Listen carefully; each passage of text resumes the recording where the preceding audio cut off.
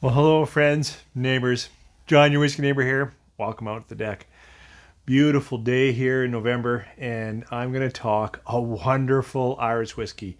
Full disclosure, I like this one. We're looking at a sourced or independent bottler, or better term, a whiskey bonder, put together this whiskey. So this is Irish. This is J.J. Corry. It's called the Gael. This is the Gael batch number 2. And when you come back, I'll try to talk a little bit about the history here, a little bit about this particular Irish dram, and we'll nose it, we'll taste it, and I'll share some thoughts. So if you got some Irish, why don't you pour a little, and come on back and we'll talk J.J. Corry, the Gael, batch 2. 3, 4.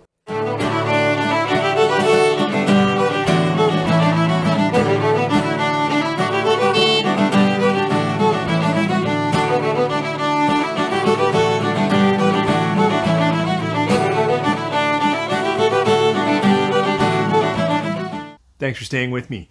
As I said a little bit in the opener, this is, we often think of it as sourced. It is sourced. They're not a distiller. And I usually think of these groups as independent bottlers. And they are, because they buy whiskey from other distilleries and then they release it. Except here, it's a little more traditional in terms of a whiskey bonder. Very common back in the day. I didn't put my dates together, but late 1800s for sure. There were a number of people like this.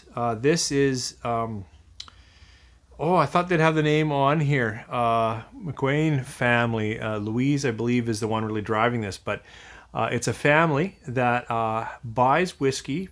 Then they built their own rick house on their family farm. It's a nice dunnage warehouse, clay and the gravel scree, low.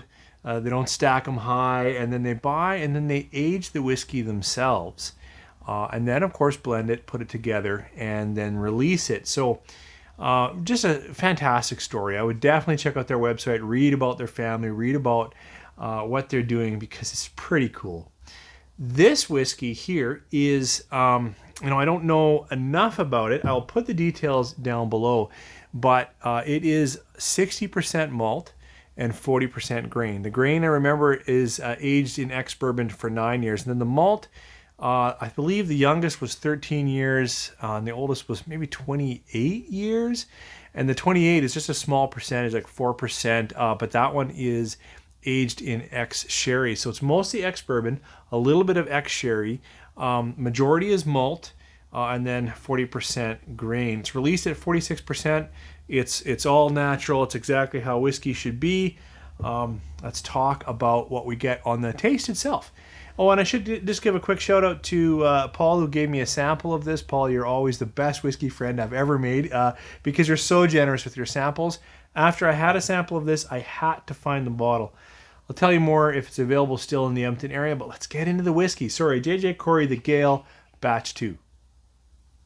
Out here in the fresh air, it's very clean and crisp, a little bit of lemon, some really nice honey. When I've sipped it before, where I'm inside and the aromas build, it's a little richer than I'm getting right now. I'm getting now a lot of fresh cut apple, light pear, honey. And there's a little edge of more of that malty richness that I do get normally, but right out here, it's very fresh, very light. There's an edge of more fruit notes to it. That could be a bit of that expressive but older sherry, ex-sherry. So, a little bit of I'll just say, more fruit, more kind of a juicy fruit note. What a nice nose. Let's give it on the palate. Sláinte.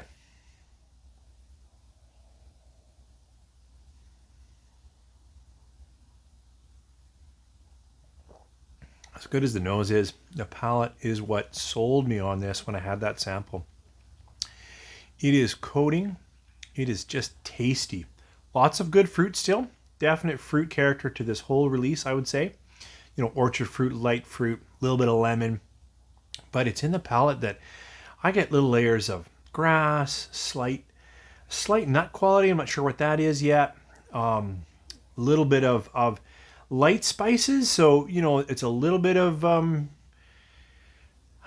ginger cookie, a little bit of pepper, but maybe more white pepper. Oh, and it cleans up so nice. Better have another sip.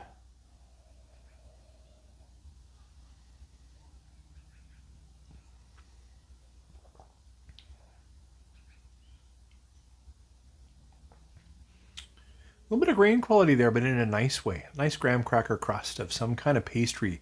Nice fresh apple pastry.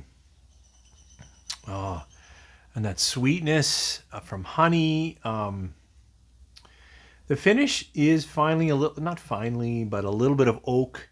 And then, so when you know, breathe out and you're getting some of that nice oak and that little relaxing honeyed sweetness and fruit flavor, kind of dries up nice. It makes you think, I need another sip. You know, if you can't tell from my demeanor and how I'm talking and even the notes that I'm sharing with you, this is a great Irish whiskey. Always just for my palate. You know, it may not delight all listeners, but I would stand behind saying this is one of the best Irish I've had in a long time. I'm so thankful that this is still available in the Edmonton market out in Sherwood Park. I was going to say Wine and Beyond, but that's not it. Everything Wine has it for a really solid price. And, you know, for all the story and the age and the richness and the information, it's actually a good deal still, too. This, for me, is easily 4.5 stars, and I haven't given out that kind of rating in a long time. I am completely delighted with this Irish whiskey. It's the kind of thing that when I brought the bottle home, I was so excited to open it. I opened it, and even, you know, I know things change a bit with breathing, so I let it sit in the glass, but it's just so enjoyable. That creamy coating nature with that bright fruit. Just, I'm saying a lot, but I hope, you know, it's just my opinion. Please, mileage may vary, but I think this is just an incredible Irish dram. Well, I wanted to do a quick comparison with another Irish, and I looked and I saw I had another sourced Irish. This is Hyde, President's Cask, aged 10 years. This is, of course, single malt. So, you know, it's not, you know, it's missing that 40% grain that we had in the Gael. But, you know, it comes with some cred. It's non-chill filtered. It's 46%. It spent most of its life in ex-bourbon, and then it's been finished in Oloroso sherry. Certainly different on the nose. It is immediately more sherried, more red fruits, more dark fruits. I can't say it's fruitier. This just adds a nice cookie. I was gonna say cookie dough. It's not quite dough, but it's cooked biscuit. Woo! This, very strong sherry. Lots of that. Clearly a sherry influenced dram. Let's try it on the palate. Sancha.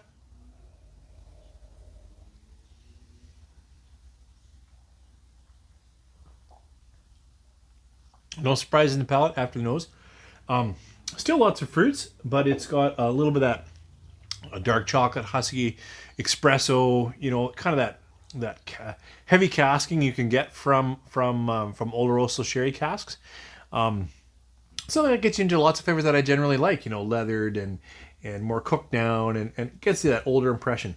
But it just doesn't hold together across the palate.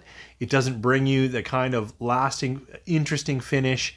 It just got edges of bitterness, whatnot. I actually like the Hyde. I know it's mixed reviews online, but I'm okay with that. I know they say, I don't like that they say Hibernian distillers and you know, they have a master distiller on there, and yet this is sourced. So I feel like that's a little bit of marketing that I really don't like. But in terms of liquid, I'm okay with this. If you're looking for, it's a lot closer to Scotch. It's not as light. It's more heavy sherry. You know, it's a definite decent whiskey, but certainly trying to stand up to what I obviously really like, it just can't hold a candle. This J.J. Corry the Gael is phenomenal. Thanks for tuning in. Sorry it was maybe a bit extreme, but you know, sometimes whiskey hits it just in all the right ways.